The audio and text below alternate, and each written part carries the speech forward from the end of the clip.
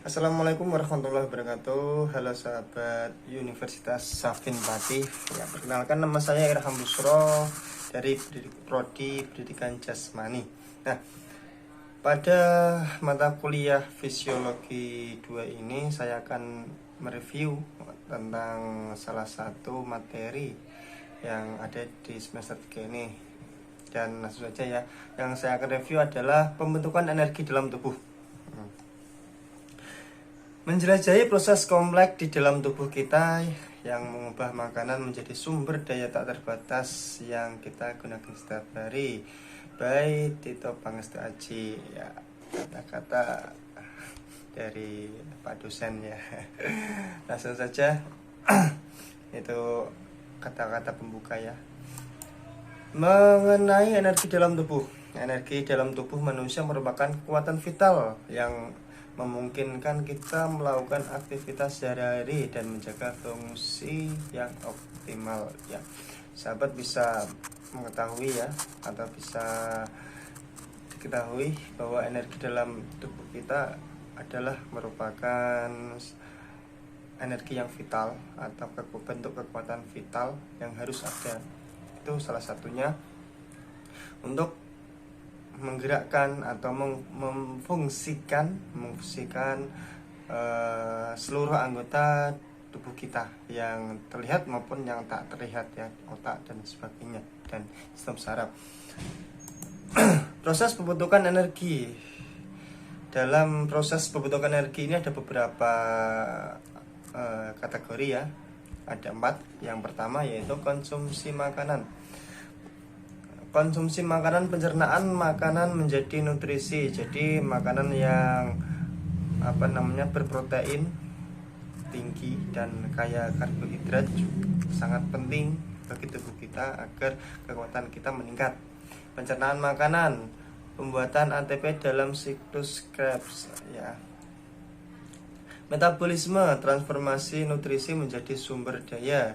Yang terakhir yaitu pembebasan energi. ATP digunakan untuk aktivitas dan fungsi tubuh ya. Sumber energi dalam tubuh ini ada 3 sahabatnya, yaitu karbohidrat, lipid, dan protein. Karbohidrat sebagai sumber utama energi. Karbohidrat dipecah menjadi glukosa dan digunakan oleh sel sebagai bahan bakar. Jadi bahan bakar dalam tubuh kita adalah karbohidrat ya, salah satunya yaitu glukosa. Yang kedua, lipid sebagai sumber energi alternatif. Lipid dipecah menjadi asam lemak untuk proses pembentukan ATP ya sahabat ya. Yang ketiga, protein sebagai sumber energi alternatif. Saat karbohidrat dan lipid tidak mencukupi, protein diubah menjadi asam amino dan digunakan sebagai bahan bakar. Nah, pasti protein yang tinggi biasanya ada di makanan atau di hewan laut ya sahabat, ikan dan sebagainya. Terus selanjutnya, faktor-faktor yang mempengaruhi pembentukan energi. Apa sih faktornya? Yang pertama, aktivitas fisik. Lebih banyak aktivitas fisik menghasilkan lebih banyak energi yang dibutuhkan oleh tubuh. Jadi semakin banyak kita bergerak ya, itu energi yang kita butuhkan juga akan semakin banyak dan semakin baik berimbang ya. Jadi gerak, aktivitas, dan input yang kita dapat atau input yang masuk dari makanan tersebut, energi itu akan seimbang. Yang kedua, konsumsi makanan. Jenis dan jumlah makanan yang dikonsumsi mempengaruhi ketersediaan energi. Jadi kalau kalian makannya sedikit, itu akan mengurangi jumlah energi kalian ya, jadi lemes badan. Yang ketiga, kondisi kesehatan. Gangguan metabolik atau kondisi medis tertentu dapat mempengaruhi pembentukan dan penggunaan energi. Tentu untuk kesehatan kita, jika salah satu organ dalam tubuh kita mengalami sakit yang tidak enak atau ada gangguan, pasti energi kita akan melemah secara otomatis, dan saraf-saraf yang terhubung itu ya secara otomatis akan secara secara agama itu ketika secara agama itu ketika salah satu anggota tubuh kita sakit, maka yang lain akan terasa sakit juga. Akan ikut merasakan. Jadi secara otomatis ya, energi yang kita butuhkan itu akan bertambah tapi akan melemah. Paham kan? Terus pentingnya menjaga keseimbangan energi dalam tubuh. Yang pertama, kelebihan energi menyebabkan penumpukan lemak ya. Jadi kelebihan energi atau asupan makanan dalam diri kita jika tidak diseimbangi dengan pola hidup sehat ya, aktivitas fisik yang terjaga, yang istiqomah, itu akan menjadi penumpukan lemak yang berakibat obesitas atau kegemukan. Yang kedua, kekurangan energi mengakibatkan kelelahan, penurunan fungsi tubuh, ketidakseimbangan nutrisi ya.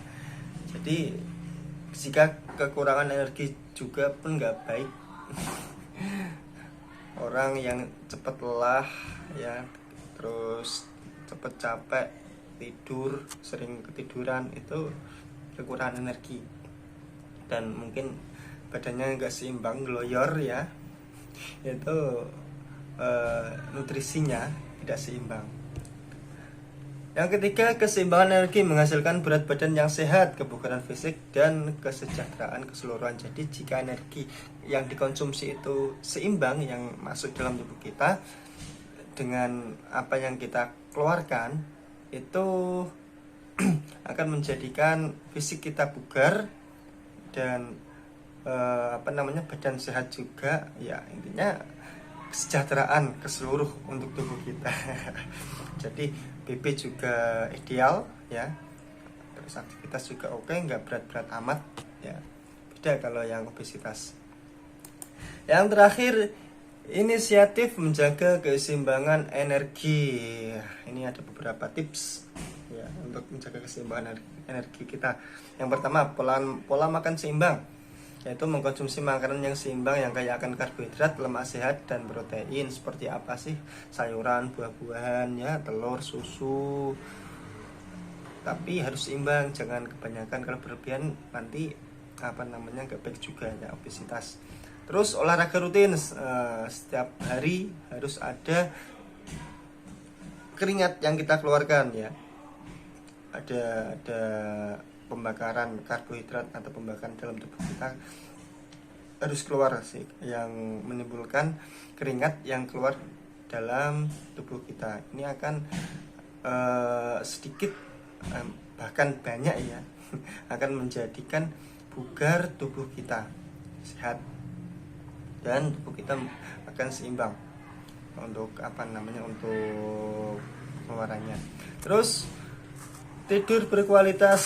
Apa sih tidur yang berkualitas? Itu tidur cukup ya, maksimal minimal 8 jam per hari. Jadi untuk para atlet biasanya yang disuruh istirahat dari mungkin jam 9 malam sampai jam 4 pagi sampai jam 3 pagi ya. Itu contoh hidup atau tidur yang sehat berkualitas. Nanti setelah bangun tidur diimbangi dengan olahraga dan mungkin ya mengerjakan pekerjaan rumah ya, beres-beres rumah biasanya. Oke, sekian presentasi dari saya. Kurang lebihnya mohon maaf. Jika ada kesalahan mohon dimaklumi. Assalamualaikum warahmatullahi wabarakatuh.